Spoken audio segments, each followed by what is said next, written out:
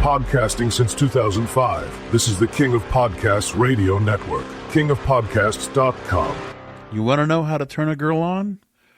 Tell her you're booking her a trip.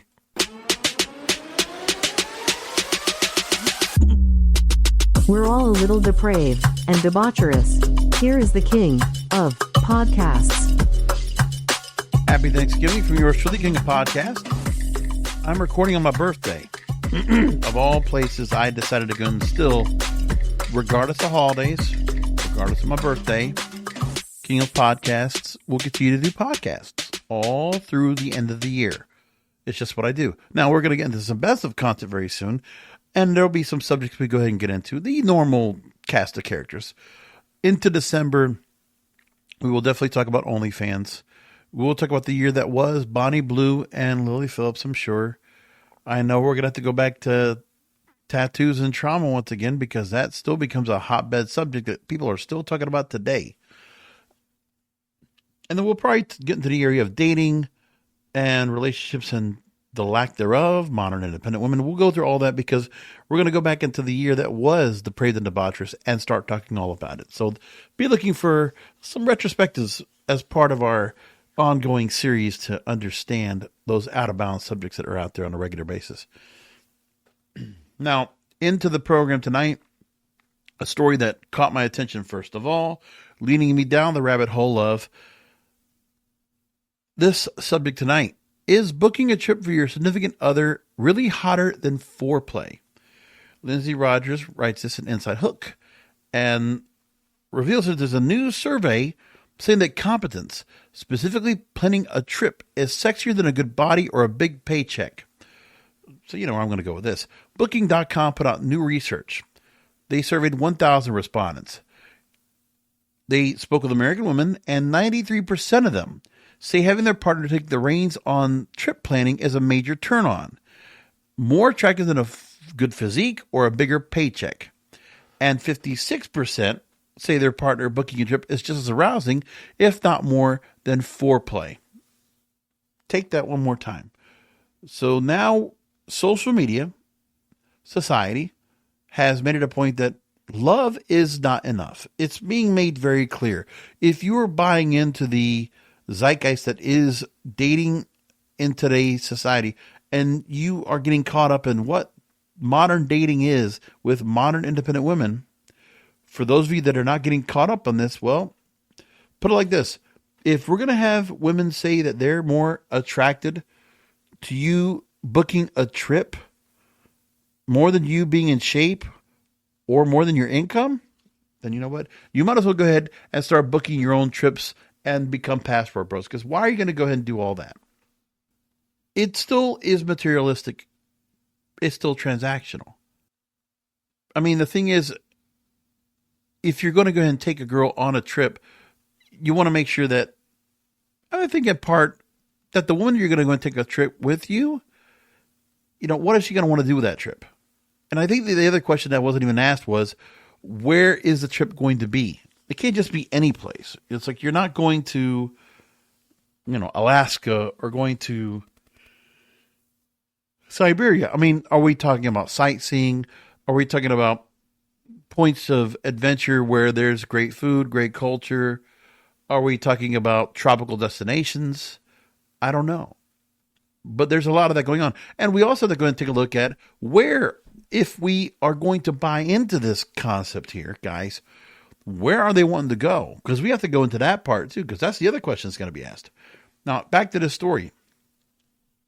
It's entirely possible that if the woman is the default planner, it's because she refuses to relinquish control or simply enjoys the process.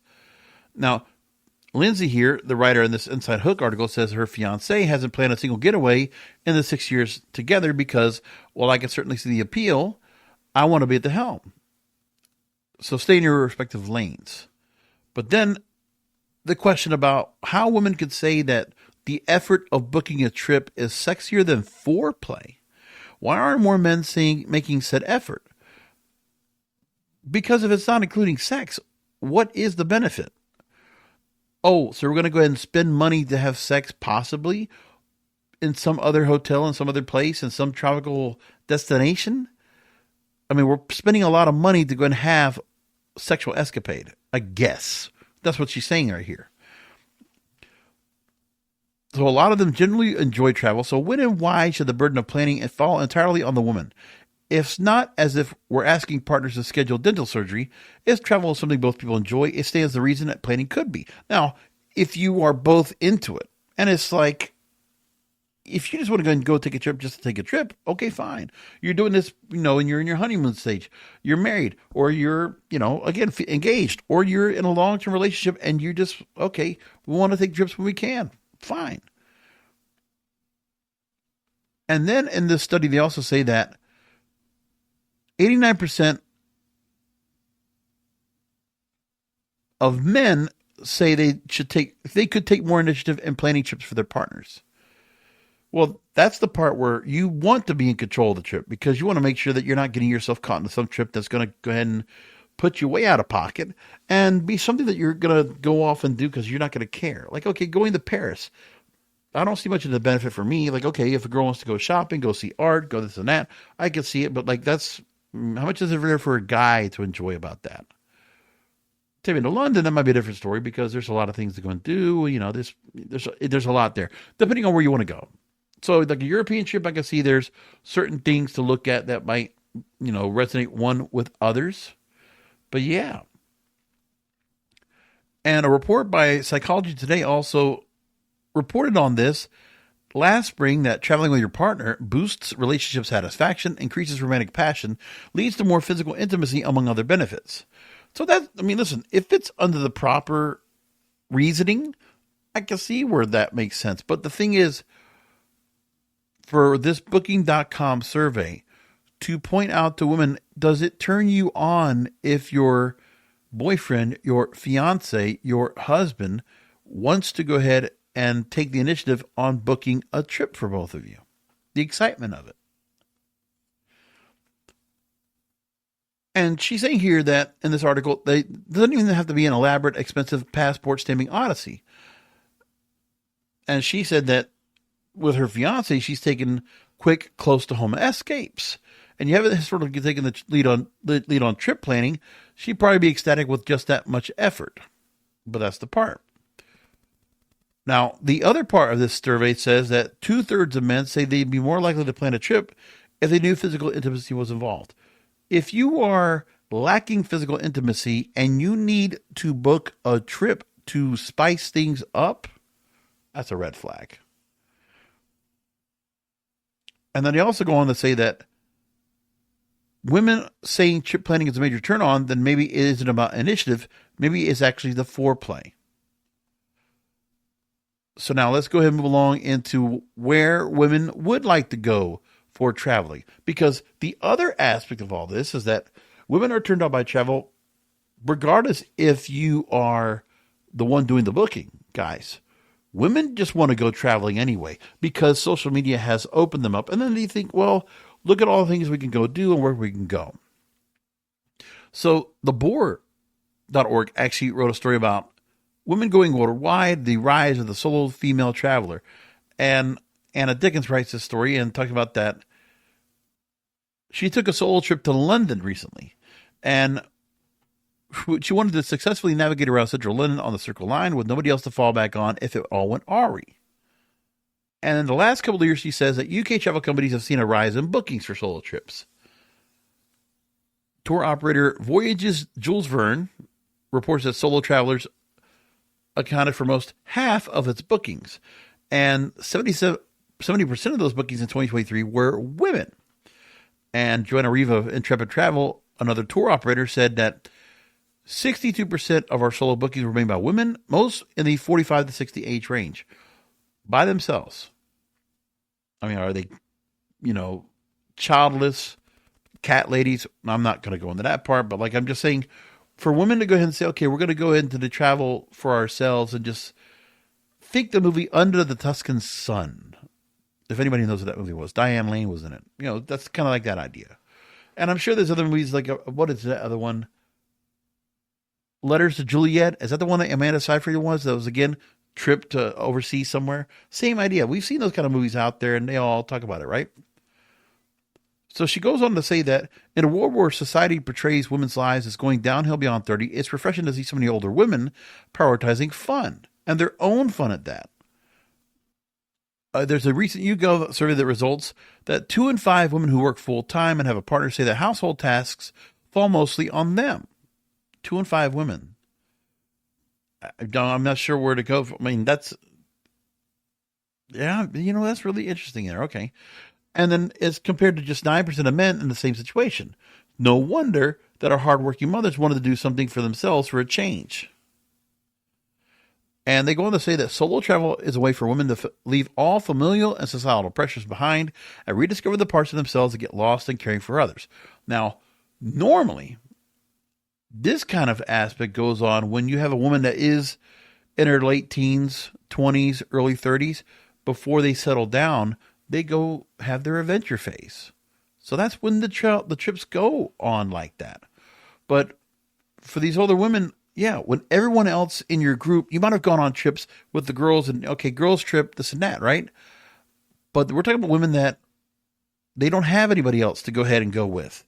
That maybe all the friends they have that might be able to go with them, they're all married, they're all taken, they're all settled down. And this one cougar or puma or whatever it is decides to go make the trip for themselves.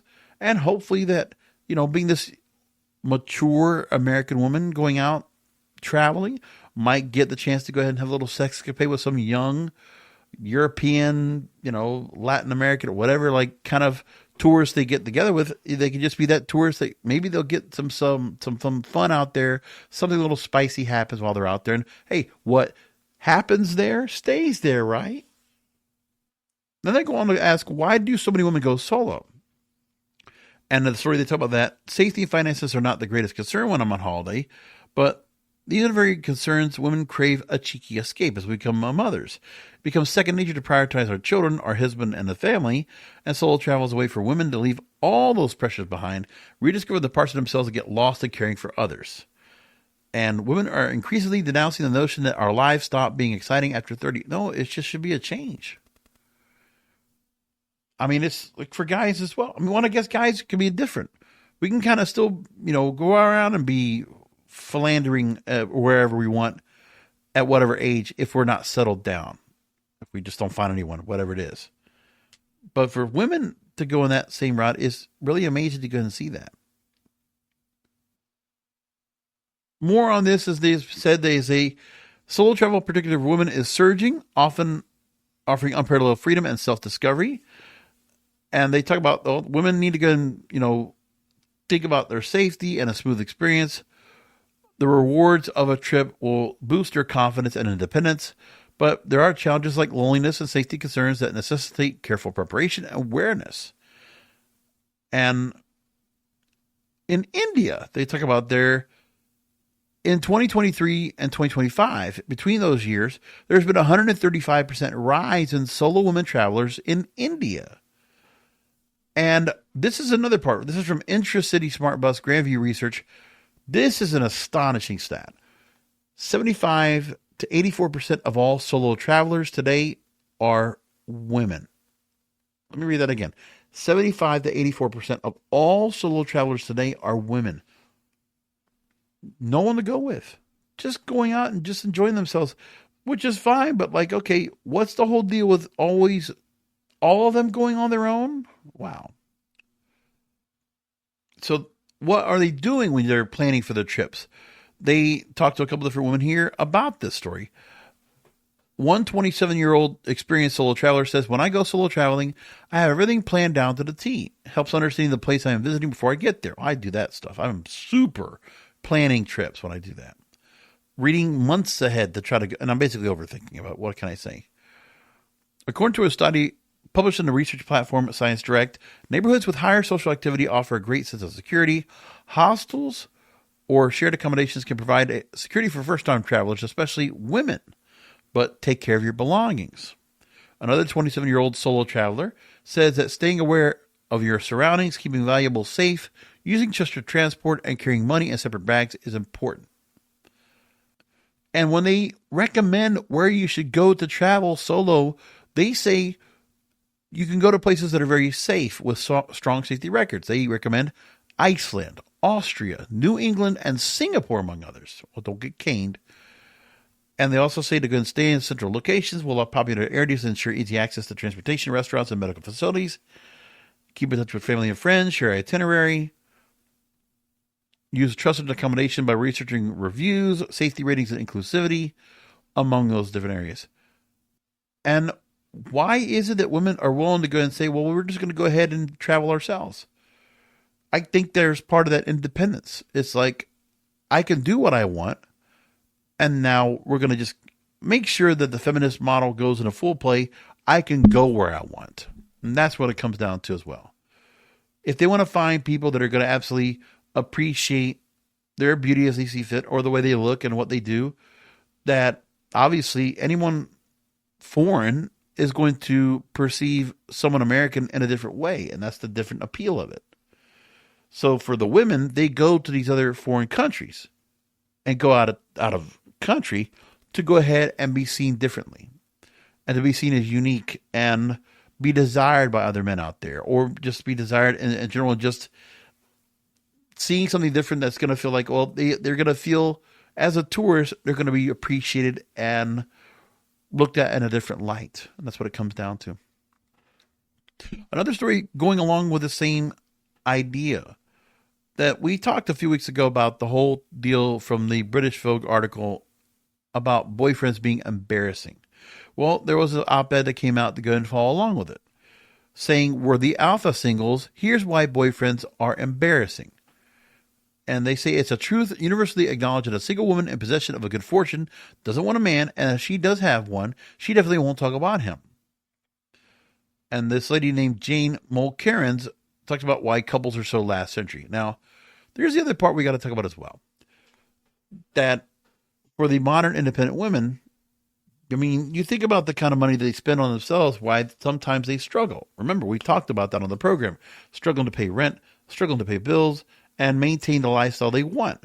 And part of the lifestyle isn't not just getting all the beauty products they want, not just the fashion or the kind of lifestyle they have when it comes to where they want to go dine, the cuisine they want, the way they want their home decorated, designed, all of that, and where they want to live, and exactly where the location of where they're going to live is.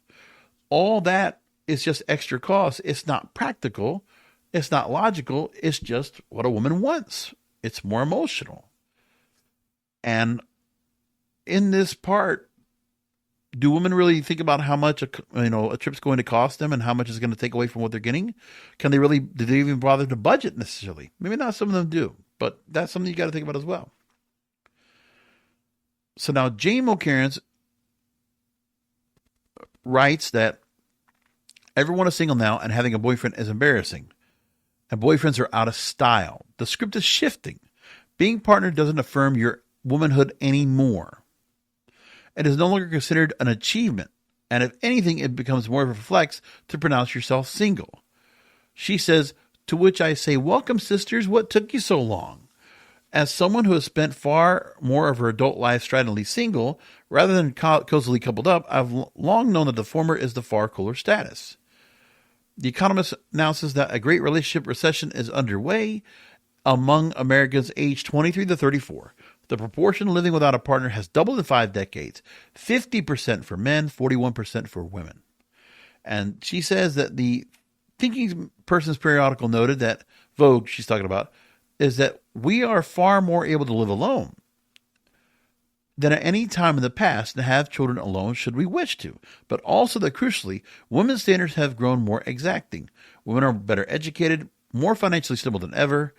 Men are falling behind, she says. And for many women, a mediocre partner no longer seems a better bet than remaining single. Oh, unless you book a trip. And she says that even before boyfriends were declared cringe in the past year or two, they've spawned reports that single women have given up dating. Single and happy. These women ditch dating, they have no regrets. And men seem to make life for women worse. This is a man hater. Pretty big time. She goes on to say, well, I'm not looking for a husband, boyfriend, or the father of my children. And she's 45 years old, I want to say. I still do date. I love flirting, romance, sex, intimacy. Without them, in fact, an essential part of my soul shuts down. But I've also considered abandoning the whole exhausting endeavor. There's a story from Vice that came out not too long ago about why women are giving up on sex. So listen to older, mature women like this lady, Jane here. She is trying to put the seed of singledom to younger women. This is obviously going to get the ire of young women. They're going to actually pay attention to her. Now, here's what we're talking about. She's English here. And in the past few months, she had a fling with an old, perennially skint but charismatic friend in Berlin this summer. Hot, heady fun pursued until he suggested a day before my next visit, I'd be paying for everything as he was broke. Again, a month previously, I went on several dates with a wildly successful musician, only to discover he lived in a grimy hovel. He broke off sex midway to make a bolognese from scratch from when he forced me to watch Ramsay's Kitchen Nightmares at a laptop while he digested bolognese before he could get back to the matter in hand. So he took a break from sex. And then she talked about the endless torrid details of ghosting, breadcrumbing, and dick pics that are the tedious everyday business of modern dating. So yes, there's a definite feeling that women might be demanding more, and men, well, they may not be up to it. Guys, that's when you go ahead and, say happy trails to those women, because when they are in this mindset now, it's the point of no return. That if women might be demanding more and men, well, they may not be up to it, then I think it runs deeper and more sociological. That also the guys are wrong. Okay. When she spoke with her psychotherapist, she said most of the women that she saw in her Manhattan practice wanted to get married and have a family and were in turmoil about not having achieved those goals. And I didn't appear to be worried about being 39 years old, single and childless. I wasn't actively looking for a husband. In fact, you seem to be a very whole person on your own, fulfilled by your job and your life. So the psychotherapist is saying, oh, everything's okay with you. You don't want children. You don't want a husband. You're okay being single. So she's getting reinforced advice from the psychotherapist. Is that logical? Is that healthy? I don't know. Is there anything wrong with that? She asked. I had to think, and I answered eventually. She says, I feel society frequently tells me these aren't the goals and values to which as a woman should subscribe. It's really okay, she told me, to do the things I want to do and to feel ambivalent about more traditional domestic roles. No one had ever explicitly told that to me before, and I'm not sure that there's many psychotherapists that would tell you that. The fact you're going to a psychotherapist at this age, why is that? We don't know, but, inquiring minds want to know. For all that 4 ways of feminism have got us a fair way, society still indoctrinates us that heteronormativity, and most crucially coupledom, is the only route to real happiness, and that rejection of it risks a future of misery, penury, and a house full of cats. So as I go into the story about this lady and this psychotherapist she's talking to, that's telling her what she's doing is fine, is healthy, and it works for her. And she sounds like she's very grounded and has her feet on the ground, and she is of sound mind. So I'm asking AR to tell me, hey, what would Esther Villar, who I've talked about and referenced here about the manipulated man, what would she say about this particular story? Well, let's take from there real quick and point that out. She would likely view the psychotherapist's advice as a rare moment of honesty in society she is believed is designed to train women to be parasites. She would approve the therapist validating the author's independence. That Villar argues the traditional female role is one of manipulator, a woman who ensnares a man to work for her so she can live a life of relative leisure. But by telling the author that she is a whole person without husband or child, the therapist is effectively telling her that she does not need to exploit a man to have value. Villar will likely view the author as one of the few women not engaging in the enslavement of men. Now, I agree with that part. If women are going to be on their own and they're not trying to trap a guy, and they don't, if they're to the point where they have abandoned men altogether and they're just basically sworn them off, and they're only looking for any sex escapades that will work for them or that are transactional or they're only going to benefit them, then, peace out. So that's the part of that, which is interesting, that she is not affected by the men and not trying to go and trap a man. I agree with that part. The other thing that AI says is that she would be cynical about the turmoil of other patients. The therapist mentions that most women in her practice are in turmoil because they haven't secured a husband or family. Now, she would say the women are distressed because they're failing to secure a slave. Villar views the desire for marriage as not as romantic, but as economic. Right. She would argue that these women are in turmoil because they are being forced to work and support themselves, rather than succeeding in finding a man to do it for them. Okay, I mean, I understand that part, but still, it was something that was still, when I think about, the biological dating, when we talked to Tim Ash, Primal Dating, the book, if you haven't gone out, look for it. Great stalking stuffer. Go look for it. Primaldating.com, by the way. And she also probably would agree that society indoctrinates women, that the therapist agrees that society tells women that coupledom is the only route to real happiness. And Villar would agree with this, but believes women are the primary architects of this indoctrination. That mothers train their daughters to view marriage as the ultimate goal because it is the most comfortable existence. And would smirk at the therapist admitting this indoctrination exists, seeing it as confirmation the system is designed to pressure women into finding a provider.